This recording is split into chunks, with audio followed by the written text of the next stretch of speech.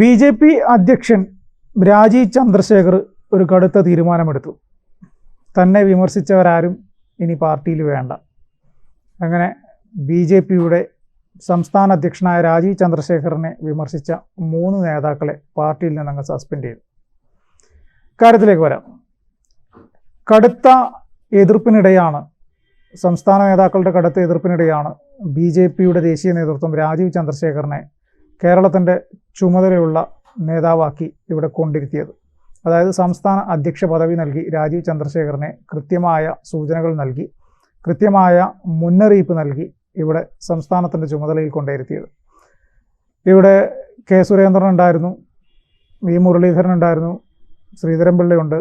അങ്ങനെ മുതിർന്ന പല നേതാക്കന്മാരും ഉള്ളപ്പോഴാണ് അവരെ ആരെയും പരിഗണിക്കാതെ രാജീവ് ചന്ദ്രശേഖറിനെ സംസ്ഥാനത്തെ ബി.ജെ.പിയെ വരുന്ന നിയമസഭാ തെരഞ്ഞെടുപ്പിൽ കൂടുതൽ സീറ്റുകൾ നേടി പാർട്ടിയെ വളരെ നല്ല രീതിയിൽ നയിക്കണം എന്ന മുന്നറിയിപ്പ് നൽകി, ഉത്തരവാദിത്വം നൽകി അദ്ദേഹത്തെ കേരളത്തിൻ്റെ ചുമതലയിൽ ഇവിടെ കൊണ്ടിരുത്തിയത്. പക്ഷേ സംസ്ഥാനത്തെ പല ബി.ജെ.പി. നേതാക്കളും അന്ന് തന്നെ രാജീവ് ചന്ദ്രശേഖറിൻ്റെ വരവിലുള്ള എതിർപ്പ് പല രീതിയിൽ പ്രകടമാക്കിയിട്ടുണ്ടായിരുന്നു, പാർട്ടിക്കകത്തും പാർട്ടിക്ക് പുറത്തും ഒക്കെ.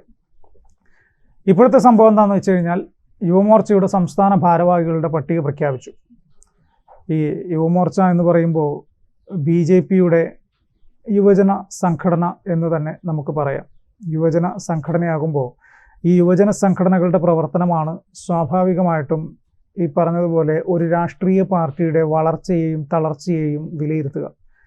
യുവജന സംഘടനകളുടെ പ്രവർത്തനം എത്രത്തോളം ജനകീയമാകുന്നുവോ അത്രത്തോളം ഏത് രാഷ്ട്രീയ പാർട്ടിയുടെ യുവജന സംഘടനയാണോ ആ രാഷ്ട്രീയ പാർട്ടിക്ക് ജനങ്ങൾക്കിടയിൽ സ്വീകാര്യതയുണ്ടാകും എന്നുള്ളതാണ് സത്യം.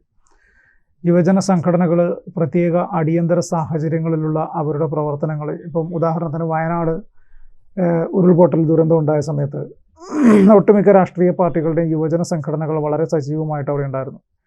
CPM-ഓ കോൺഗ്രസ്സോ അവരുടെ രാഷ്ട്രീയ പാർട്ടിയുടെ പേരിലല്ലാതെ DYFIയുടെയും യൂത്ത് കോൺഗ്രസിൻ്റെയും സേവാഭാരതിയുടെയും യുവമോർച്ചയുടെ ഒക്കെയുമായിട്ടുള്ള പ്രവർത്തകർ, യൂത്ത് ആയിട്ടുള്ള പ്രവർത്തകരാണ് അവിടെ വളരെ സജീവമായിട്ട് അവിടുത്തെ ആ സമയത്തെ പ്രവർത്തനങ്ങളിലെല്ലാം ഉണ്ടായിരുന്നത്.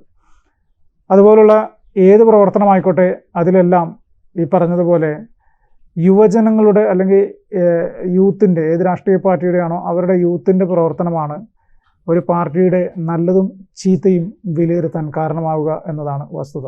ഇവിടെ യുവമോർച്ചയുടെ സംസ്ഥാന ഭാരവാഹികളെ പ്രഖ്യാപിച്ചു.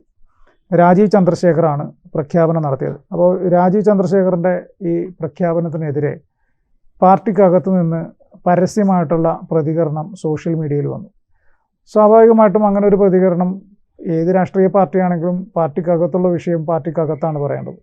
സോഷ്യൽ മീഡിയയിലൂടെ പ്രതികരണം വന്നു കഴിഞ്ഞാൽ അത് പാർട്ടി, പ്രത്യേകിച്ച് പാർട്ടിയുടെ അധ്യക്ഷനെ ഒരു കുന്തമുനയിൽ നിർത്തുന്ന രീതിയിൽ, കുറ്റപ്പെടുത്തുന്ന രീതിയിലുള്ള പ്രതികരണം കൂടിയാകുമ്പോൾ സ്വാഭാവികമായിട്ട് എന്താവും, അധ്യക്ഷന് ചൊറിയും, അധ്യക്ഷൻ നടപടിയിലേക്ക് പോകും. അത് തന്നെയാണ് ഇവിടെ സംഭവിച്ചത്. ഇനി എന്താണ് മാറ്റർ എന്ന് നമുക്ക് നോക്കാം.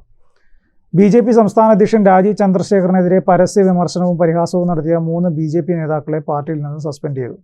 OBC മോർച്ച തിരുവനന്തപുരം ജില്ലാ president Vipin Kumar, Perumkadavila panchayat parliamentary party leader SS Sreerag, Vishnu Kaipally എന്നിവരെയാണ് പാർട്ടിയുടെ പ്രാഥമിക അംഗത്വത്തിൽ നിന്ന് സസ്പെൻഡ് ചെയ്തത്. പാർട്ടി അച്ചടക്കത്തിന് വിരുദ്ധമായി പ്രവർത്തിച്ചതിൻ്റെ പേരിലാണ് നടപടിയെന്നാണ് ഔദ്യോഗിക വിശദീകരണം. യുവമോർച്ച ഭാരവാഹി പ്രഖ്യാപനവുമായി ബന്ധപ്പെട്ടാണ് ഈ നേതാക്കൾ രാജീവ് ചന്ദ്രശേഖറിനെതിരെ വിമർശനം നടത്തിയിരുന്നത്. ബി.ജെ.പിയെ ബിസിനസ് ജനതാ പാർട്ടിയാക്കിയെന്ന് OBC വിപിൻ കുമാർ പറഞ്ഞു. ചിന്തിച്ചു നോക്കണേ, ബിസിനസ് ജനതാ പാർട്ടി ബി.ജെ.പി, അത് ശരിക്കും പറഞ്ഞാൽ രാജീവ് ചന്ദ്രശേഖറിനുള്ള ഒരു കൊട്ടാണത്. സ്ഥാനം കിട്ടാതായപ്പോൾ രാജിവെച്ച രാജീവ് ചന്ദ്രശേഖറിൻ്റെ സംഘടനാ സ്നേഹം എല്ലാവർക്കും അറിയാമെന്നും അദ്ദേഹം പരിഹസിച്ചു. ഇന്ന് വന്ന ഇട്ടിക്കണ്ടപ്പന്മാരൊക്കെ എന്തടിസ്ഥാനത്തിലാണ് ചുമതലയിൽ വന്നതെന്ന് പരിശോധിക്കേണ്ടിയിരിക്കുന്നു. സാധാരണ പ്രവർത്തകർ മറുപടി കൊടുക്കുന്ന ഒരു കാലം വരും. അന്ന് ബിസിനസ് ചെയ്യാൻ വന്നവനും കച്ചവട മാമാങ്കം നിയന്ത്രിക്കുന്നവനുമൊക്കെ മനസ്സിലാക്കും. പക്ഷേ സംഘടനയാണ് നശിച്ചു പോകുന്നതെന്നും വിപിൻ കുമാർ വിമർശിച്ചു. തെറ്റുപറ്റിയത് പാർട്ടിക്കാണോ അതോ നേതാക്കളുടെ പിടിവാശിയിലാണോ എന്നായിരുന്നു SS ശ്രീരാഗിൻ്റെ വിമർശനം. യുവമോർച്ച ജില്ലാ പ്രസിഡന്റ് സജിത്തിനെ ഒഴിവാക്കിയതിലായിരുന്നു പരസ്യ വിമർശനങ്ങൾ. പാർട്ടിയെ വളർത്തിയവരെ പാർട്ടി മറന്നെന്ന് വിമർശിച്ച ശ്രീരാഗ് അടുത്ത തെരഞ്ഞെടുപ്പിൽ പാർട്ടി മത്സരിക്കാൻ ചിഹ്നം നൽകിയില്ലെങ്കിലും കുഴപ്പമില്ലെന്നും നേതൃത്വത്തെ വെല്ലുവിളിച്ചിരുന്നു. അതായത് ശ്രീരാഗ് അടുത്ത തെരഞ്ഞെടുപ്പിൽ എന്തായാലും കാൻഡിഡേറ്റ് ആവും എന്ന് ശ്രീരാഗ് തന്നെ തീരുമാനിച്ചിട്ടുണ്ട്. അതുകൊണ്ടാണ് പാർട്ടി ചിഹ്നം തന്നില്ലെങ്കിലും കുഴപ്പമില്ല, ഞാൻ മത്സരിച്ചോളാം എന്ന് പറഞ്ഞത്. അപ്പോൾ നേരത്തെ സൂചിപ്പിച്ചതുപോലെ തന്നെ യുവമോർച്ചയുടെ നേതാക്കളാണ്. ഒരു നേതാവിനെ ഒഴിവാക്കിയതിലാണ് ഇവരുടെ കടുത്ത അമർഷം ഇവർ രേഖപ്പെടുത്തിയിരിക്കുന്നത്. പാർട്ടിക്ക് വേണ്ടി സമരങ്ങളിൽ മുൻപന്തിയിലുണ്ടായിരുന്ന നേതാക്കളാണ്. പാർട്ടിക്ക് വേണ്ടി സമരമുഖത്ത് ഒരുപാട് അടികൾ വാങ്ങിയിട്ടുള്ള, പോലീസിൻ്റെയും എതിർപ്പ് രാഷ്ട്രീയ കക്ഷികളുടെയും ഒക്കെ മർദ്ദനങ്ങൾ ഒരുപാട് വാങ്ങിയിട്ടുള്ള നേതാക്കളാണ് എന്നാണ് ഇവർ തന്നെ പറയുന്നത്. എന്തായാലും ഞാൻ നേരത്തെ സൂചിപ്പിച്ചതുപോലെ തന്നെ ഒരു യുവജന സംഘടന എത്രമാത്രം അവരുടെ വർക്ക് മുന്നോട്ട് കൊണ്ടുപോകുന്നു അതിനെ അടിസ്ഥാനപ്പെടുത്തി ജനങ്ങൾക്ക് ഉപകാരപ്രദമാകുന്ന രീതിയിലാണ് അവരുടെ വർക്കെങ്കിൽ അതിൻ്റെ ഗുണം കിട്ടുക ആ രാഷ്ട്രീയ പാർട്ടിക്കാണ് എന്നതാണ് വസ്തുത. ഇവിടെ രാജീവ് ചന്ദ്രശേഖറിനാണ് ഇപ്പോൾ വിമർശനം ഏൽക്കേണ്ടി വന്നിട്ടുള്ളത്. രാജീവ് ചന്ദ്രശേഖർ അദ്ദേഹത്തിൻ്റെ ബിസിനസ്സുമായി പോയ കാലഘട്ടമൊക്കെ ഇവർ ഈ വിമർശനത്തിൽ പറയുന്നുണ്ട്. ഭാരതീയ ജനതാ പാർട്ടിയെ ബിസിനസ് ജനതാ പാർട്ടിയാക്കി മാറ്റി. ഏഷ്യാനെറ്റിൻ്റെ കച്ചവടമൊക്കെ ഇവർ അവരുടെ വിമർശനത്തിൽ ഉൾപ്പെടുത്തിയിട്ടുണ്ടായിരുന്നു. ഈ ഇട്ടിക്കണ്ടപ്പന്മാരൊക്കെ എങ്ങനെയാണ് വന്നത് എന്നത് നമുക്കറിയാവുന്ന കാര്യമാണ് എന്നൊക്കെയാണ് പറയുന്നത്. അതായത് പണ്ട് മുതലേ പറയുന്ന കാര്യം, നേതാക്കന്മാരുടെ പെട്ടി പിടിച്ചവർക്ക് സ്ഥാനം കിട്ടും എന്നൊക്കെ പല കോണുകളിൽ നിന്ന് പലപ്പോഴും പറയാറുണ്ട്. അത്തരത്തിലൊന്നായിട്ട് ഇതിനെയും നമുക്ക് വിലയിരുത്താം എന്ന് വേണമെങ്കിൽ കരുതാം. അപ്പോൾ രാഷ്ട്രീയപരമായിട്ട് ഓരോ രാഷ്ട്രീയ പാർട്ടിയുടെയും നേതാക്കൾ അവരുടെ അതാത് കാലഘട്ടങ്ങളിൽ ആ പാർട്ടിയെ നയിക്കാൻ വേണ്ടി, അതായത് ഇപ്പോൾ യുവജന സംഘടനയാണെങ്കിൽ ആ യുവജന സംഘടനയെ നയിക്കാൻ വേണ്ടി യുവജന സംഘടനകളിൽ നിന്ന് തന്നെ തിരഞ്ഞെടുപ്പ്, അവരിൽ നിന്ന് തന്നെ ഒരു അഭിപ്രായ ക്രോഡീകരണങ്ങൾ നടത്തിയിട്ട് അതിനുശേഷമാണ് ഈ പ്രധാനപ്പെട്ട നേതാക്കളെ, ഭാരവാഹികളെയൊക്കെ പ്രഖ്യാപിക്കാറ്. പക്ഷേ ഈ കോൺഗ്രസിലും BJPക്കുമാണ് ബി ജെ പിയുടെ സംസ്ഥാന നേതൃത്വം ഭാരവാഹികളെ അങ്ങ് പ്രഖ്യാപിക്കാറ്.